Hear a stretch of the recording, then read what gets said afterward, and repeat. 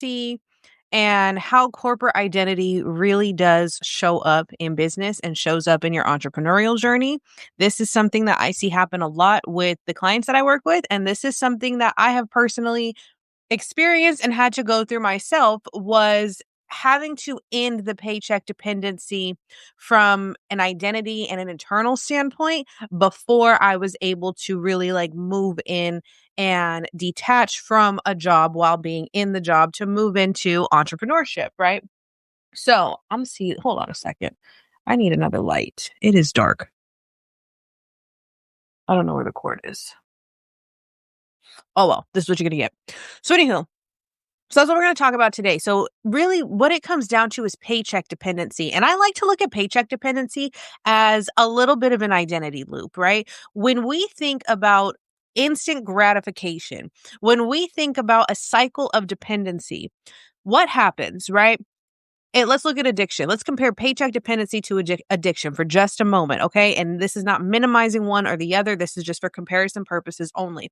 So you get paid, you have a high, right? You have a high, money in the bank. You can go and you can buy stuff. You can go shopping. You can go buy new clothes. You can go buy food. You can go out to eat. You can go buy some drinks, whatever it is, right? You can go on a trip, whatever it is. Okay. You have this paycheck dependency. So you get your paycheck, you're happy, you go on about your business.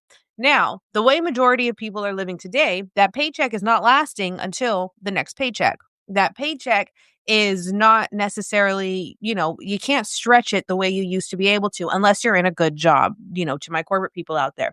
So you get your paycheck dependency, you get your high, the high fades away. Now you're on the low. And usually around this time is when you're like, man, these checks aren't what they're meant. These checks aren't what they're used to be. My check is not going the way that it's supposed to. Like I'm eating ramen right now. I can't go out to eat. That high depletes. It comes down. And this is when you start thinking, I think I need to start a business. I think I need to find another way to make money. I need to get online and make some sales. I need to, I need to go and start selling digital products. I need to get into affiliate marketing, whatever it is, right? This is when you start thinking like an entrepreneur. You start getting the entrepreneur thoughts coming through. And you're like, yeah, I'm going to go, like, this ain't working. I'm going to go make some money somewhere else. But it's cyclical. So then you start to dabble into something else. It's harder than you anticipated. You don't get instant gratification in entrepreneurship. That's for sure. There's not instant gratification like that. So you go and you start it, but you're still in your job. And in this moment, you're like, you need your paycheck to live. You're not yet seeing your business, your life experience, or you're not seeing your life experience and your skills being able to turn into a business, being able to turn into something that pays you. You only see money from the paycheck. So you're in your low, you're complaining. You're like, damn, there's not enough money. I need more, blah, blah, blah. And then the 2 weeks is up. Your 2 week cycle ends and boom, you got a paycheck again. And then you get your paycheck again and you're back on your high.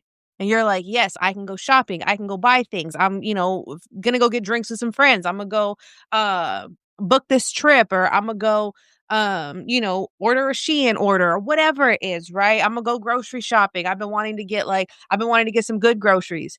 And you're back on your high. And then what happens? It depletes again. And now you're like, damn, it's not enough. I still got to figure out a way to make money. And so this is what I call paycheck dependency. This is an identity loop. Let me see if I can write that down. 1 second. That's an old note. Let's see. Okay. So you're in an identity loop. So payday, not enough. We're going to go business, biz idea. Can y'all see that? Oh, my handwriting is sloppy. Whatever. Biz idea. Too hard. And back to payday. Okay. So that's the cycle. That's your loop right there. Payday. High. Oh, I'm off camera. Payday. High. I'm excited. I'm shopping. Oh, it's not enough. The paycheck is gone. I don't have enough for it. I'm going to start a business. I'm going to get into affiliate marketing. I'm gonna do something, right? I gotta use the internet to make money. You're right here now. You're in your biz idea. I gotta use the internet to make some money. It's too hard. There's no instant gratification. Back to payday. And the cycle repeats. The cycle goes on and on. There's a second version of this cycle where you actually are in business. And maybe you leave corporate. This is a cycle I was in. You left your corporate job, but you didn't leave behind the corporate identity. And what does this look like? This looks like, I got a bigger eraser right here. 1 second. You didn't leave behind the corporate identity. So what does this look like in real time?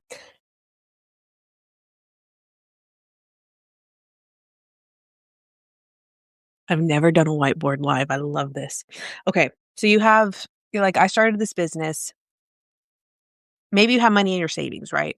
You had some money in your savings. You're like, I'm going in, I'm gonna start this business, right? I'm going all in. I'm ready to be an entrepreneur. And you jump into entrepreneurship. But you've done no identity work. You've done nothing to prepare your identity. You haven't released any corporate identity. You're still looped in instant gratification, that cycle I just showed you, the payday cycle and everything. So you're still looped in that cycle. You jump in. It doesn't go the way that you anticipated. You're not one of those, 6 weeks to six-figure marketer people that you see online, right? Which, by the way, they're not even telling you the whole truth. Anybody who's like, I made 6 figures in 6 weeks, most of the time they already had an existing following. So there's nothing wrong with you. So anyway, you're not that. The money's not coming in the way that you thought it was going to come in. On top of that, the savings that you had is running out. Entrepreneurship's a little bit more challenging than you realize. You're investing in business courses, you're investing in business mentors and things like that, but it's not clicking for you. And it's not clicking, and you have no instant gratification, and your nervous system now is on panic mode because you have been conditioned for however many years that the paycheck is the answer. The paycheck is the safety measure. Remember, I talked about this like the highs and lows of addiction. If somebody is addicted to a substance, this is what happens. You take the substance, you have a high. The high fades away. You have a come down. When you have a come down, you're like, this is the worst thing ever. I'm never experiencing that again. The come down leaves, your dopamine is gone, your serotonin is gone, you're depleted, life is feeling blah. And you go back to what you thought can fix the blahness and you use again. That is the paycheck dependency cycle as well. You get paid, you spend some money, it's not enough, you can't get everything that you want. I'm going to go start a business, I'm going to go sell some offers. You don't sell anything. It's too hard, I can't do this. Back onto paycheck. Right? It's the same type of cycle. And so when you don't have a corporate identity and you've jumped all the way into entrepreneurship, when the money starts to run low, you go back to what you believe was the most dependent thing that you could do, which is get a job. This is why you will see entrepreneurs going back into a 9 to 5 because they're still tied to that identity. They haven't released the identity of corporate. And there's nothing, I'm not saying a corporate identity is bad or wrong, but there's something underneath the surface that has to be healed so that you can move into an entrepreneurship identity or an entrepreneur identity. When you're thinking about money, think about it this way. What is your default? So I knocked this thing over earlier and I don't know if you could see it, but anyways, I knocked this thing over earlier when I was trying to get these markers off. I knocked it over and it hit the mirror and then I had to jump up and catch the mirror. It was a mess. I thought I was going to have broken glass all in this office. Anywho, what was I saying? Beliefs. 1 second. That's why I can't go off on little tangents. Hold on a second. Corporate identity, not wrong. Paycheck, beliefs, security. I don't remember what I was going to say. It's okay. It'll come back to me. Anyways, so your nervous system is driven for approval. I wish I could go. I do this when I talk in voice notes too. I lose my train of thought and then it comes back later. So your nervous system is geared for safety, right? It's geared for predictability. A corporate paycheck is predictable. This is why people go to pieces when they're laid off of something, because that being laid off has just attacked your core beliefs, your core safety beliefs. Excuse me. When your core safety beliefs are attacked, your identity panics. The identity has to panic because now the identity has been stripped, right? Not only has the identity been stripped, but the belief behind that identity has been stripped. It has been attacked because you believe that corporate is your safety net and that a paycheck is your safety measure. Even though you're in the paycheck cycle, you still believe that it's providing you safety and stability. And so when something happens, you get laid off, budget cuts come out, you get fired, whatever the case may be, your safety has been attacked, your identity has been attacked, and your belief system has been attacked because now it's not as safe as you thought it was. And when that happens, we go into overdrive. We start scattering. Instead of taking what we know, what we've learned, and pivoting into learning a new skill, that doesn't give us instant gratification. So we jump on a job search, right? I know several people who have been searching for jobs for a long time, and they are finding jobs that are underneath their skill set or whatever because their nervous system needs that perceived safety. Now, the irony in that is you're taking home money that still does not cover, it only covers your bare bones. It still does not cover everything else. And yet you find that safer. That's what's interesting. Paycheck dependency is not, and well, which brings me to my next note. Paycheck dependency is not always about money. It's about it's about where your body looks for safety. This is why your paycheck cannot be enough and you still won't leave your job. This is why your paycheck can be less than what you're used to, less than what you're comfortable with. But because the identity is so rooted in, I need this for safety, you won't leave your job. And mind you, I'm not telling you to go leave your job. I want your nervous system intact as you jump into business. However, it's about the identity releases. That's what I was going to say earlier. Now I remember. All right, let's jump into the beliefs. Where do you default when you think about a way to make money, right? So let's talk making money beliefs. Money making beliefs. Okay. So you have your money making beliefs right here. And inside of your money making beliefs, somebody says to you, that you need to go you got a pop up bill come up, right? You got an annual payment that you completely forgot about that's coming up and it's $360. It's not a whole lot, but for some that can jar you, right? So when you think, I have to come up with some extra money, where does your brain default to? Does it default to, okay, let me sell an offer that I have? Or let me create an offer to go sell to get the money? Do you go into creation mode? Or do you default to, I need to work some overtime, or, I'm going to have to put it on a credit card and then work some overtime to pay that off. I'm going to see if there's extra hours at work. Maybe if you're behind on a lot of other stuff and then this pops up, do you think, well, you know what? I just need to get a second job. Where do you default to? Wherever you default to, that is where your identity is. That is the stronger identity of the two without trying to make it a battle. So if you default to creation and selling something for yourself, your entrepreneur identity is at hand, is, taking the reins. If you default to, I need to work more hours, I need to find some overtime, or I need to find a second job, your identity is corporate ran. Okay, you're further into a corporate identity. And this comes down to your money making beliefs. So whatever you believe about the way to make money, that is what is going to be, that is the safety measure for you. Okay. Now, when it comes to beliefs, so let's take this same bubble. Where's my bigger eraser here? I wonder how this is going to pop up in the reverse. Like, is this going to be backwards? I don't know.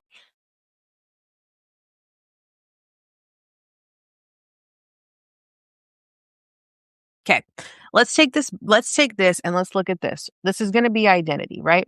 So we're going to do identity. Okay. So there's an identity. There's a center of identity. We're going to have, let me see. I'm going to say biz so that it fits. So a biz identity is here. Okay. And I'm just going to say job so that it fits, but that's your corporate identity. Job. So you have these identities you have these identities behind me that are both a part of you. Okay.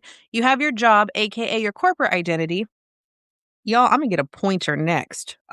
I'm not playing this here. Anyways, you have your job identity right here. That is a part of your corporate identity. That is paycheck safety, predictability. I need the stable income so that I am secure, right? That's what this is. Those are those beliefs that come with that identity. Then you have your entrepreneur identity. I can get paid to exist. I can turn my thoughts into income. I can take what I already know and package and sell it and make as much money as I want, right? That's the entrepreneur identity. Those are those beliefs. So what ends up happening is we try to now, but mind you, these are all tied together in an identity right here. I'm gonna get that clip on mic next time. We have the identity tied right here. And so inside of this identity, you have a job identity and a business identity. Sometimes these two battle. Oftentimes these two start to battle because they're still tied to a core. You are several identities. This is you. So what happens is we try to jump from job to business identity, right? We're like, I am going to just hop on in there. I'm going to jump right in there. But what we forget is that the identity down here has the beliefs of both that I just mentioned.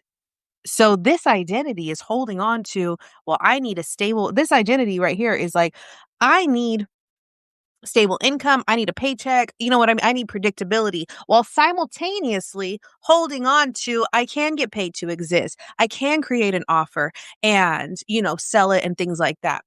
And so when we try to jump from job to business identity, the beliefs in the job identity come out twofold. They come out twice as hard because now they're being threatened. Remember I said, when you lose your job, your identity is threatened, and it's threatened so deeply because your safety, your sense of security has been threatened. Your beliefs have been dismantled. The job is not safe. The job is not secure and safe in terms of a predictable paycheck, and I can be let go at any moment, right? So when we try to jump ship, this identity, the beliefs are going to double down. And as the beliefs double down, you start to question, I need money. I need a paycheck. I need consistency, right? But what happens is you probably consciously have these entrepreneur beliefs that you can just get paid to exist and make money because you see other people doing it. The thing of it is, the reason your old beliefs are so strong is because you don't have as much proof here. Okay. You need proof. You need proof that your business can do that. You need proof that this identity, your entrepreneur identity, can be secure in the way that you believe that your job identity is. Now, it's all down to beliefs because we've just dismantled the idea that your job is actually safe, right? We've just dismantled that. And so it comes down to, again, the proof. What does proof look like? In this instance, proof is going to look like sales. Proof is going to look like money coming from the business. Proof is going to look like a predictable system. Okay. And the predictable system, this is something that I teach inside of my high taken container inside of the Empress Authority, where we build out a predictable system so that you can dismantle these beliefs.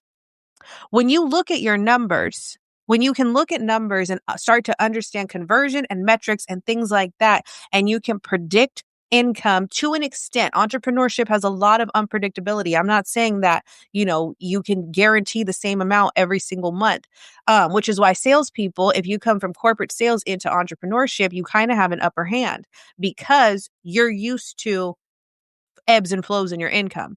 But anywho, once we can submit proof that there is some form of a system in place and we understand our metrics and we know if I get in front of, X amount of people, I can convert, at 15, I can convert, we'll use like, the 10% numbers because it's easy. If I can get in front of 100 people, I know I can convert, or in front of 200 people, I can convert 10% of them into a free lead magnet. And I can take that 10% and I can convert 5% into a high ticket container, right? Then it becomes about volume.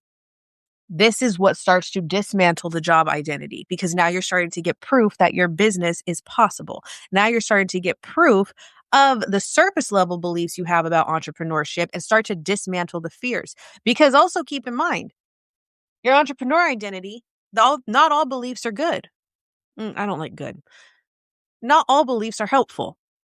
Okay. Some beliefs are actually not helpful in the sense of, well, entrepreneurship is hard.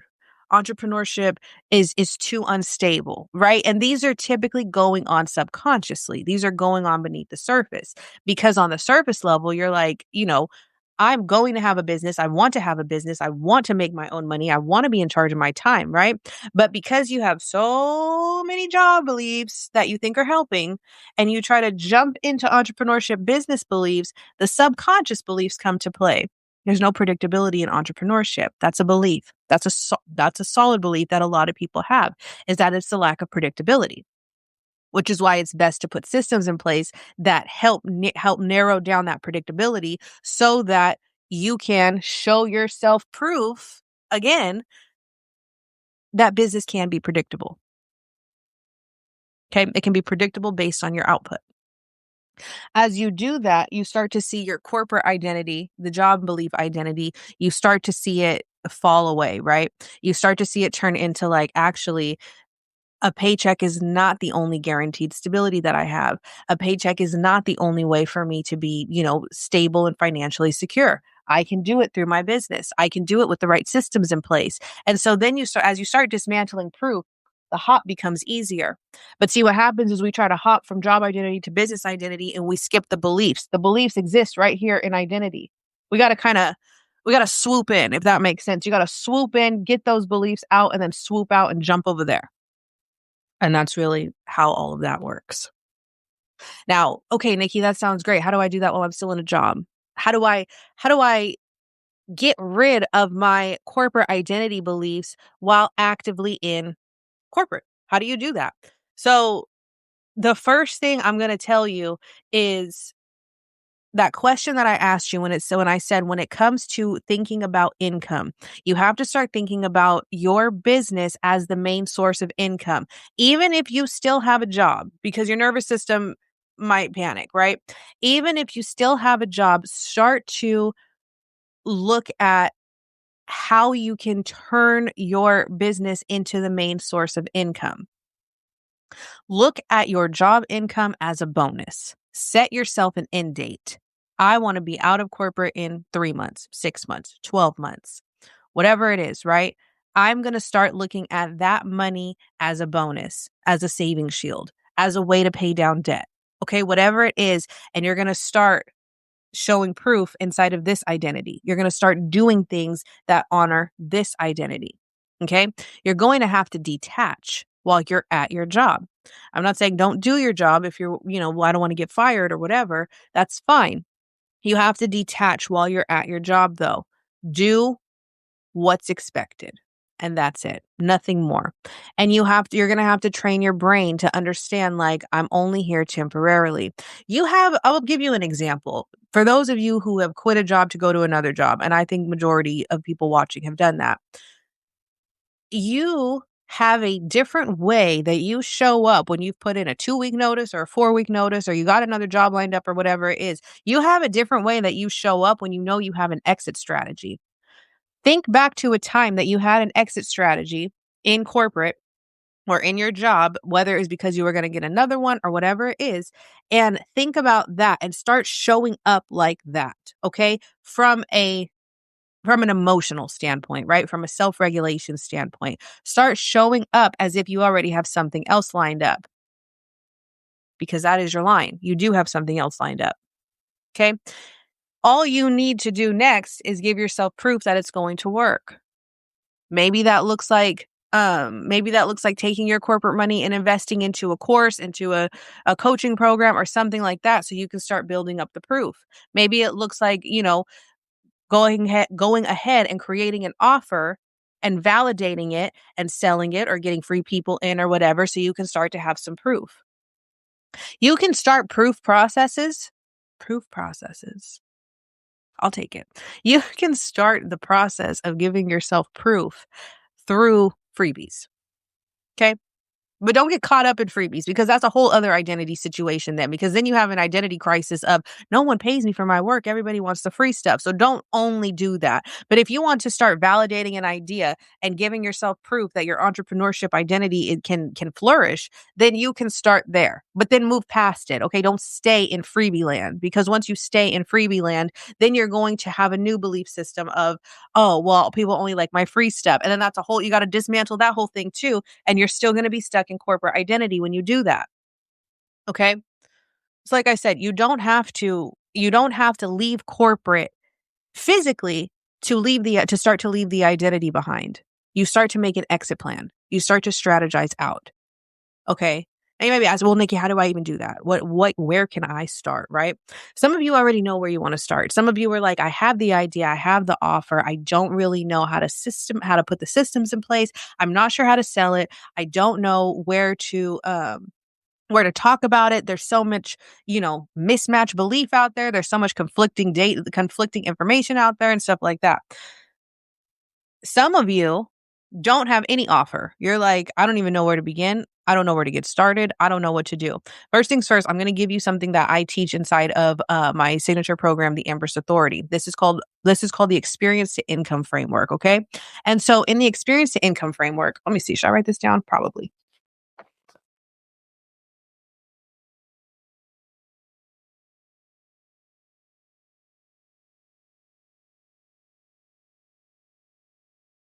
Yes, I am. Okay.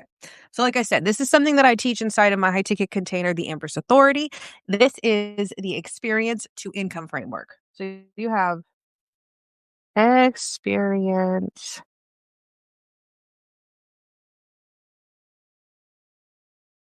to income. So, if you are brand new, you are going to take an experience that you have, a skill set, a life experience, something you feel called to teach on. My very first digital product I ever sold, I took my corporate sales skills and I turned them into an ebook. And I just targeted service providers. I didn't really know what I was doing. I targeted service providers. And what I taught inside of that ebook was the full sales cycle. Okay.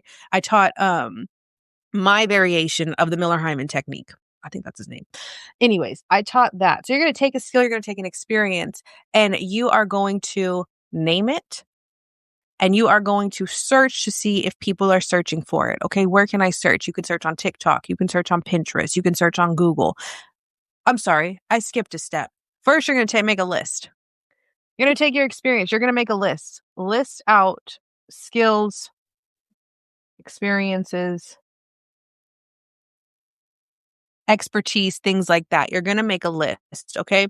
As you make a list of your skills and things like that, then you're going to pick your top 3 that you would feel the most confident in teaching, and you're going to go and you're going to search on the internet and see if people are searching for it, okay?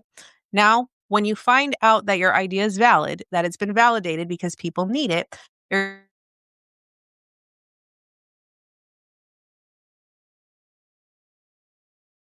what did you do to get from point A to point Z?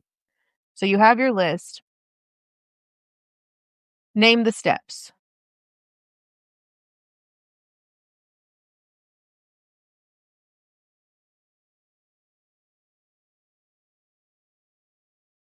You're then going to create a product.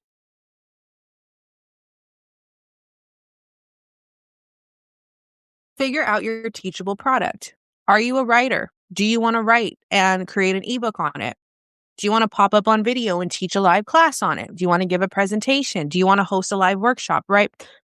Excuse me. You're going to take that, you're going to create a product, okay? So you've got the name, you're going to create a product. Once the product is created, you're going to sell it. That's it. Sells. Right? You're going to sell. That's your income. Nikki, how do I sell? How do I do the sales process? Story-led sales has worked for me.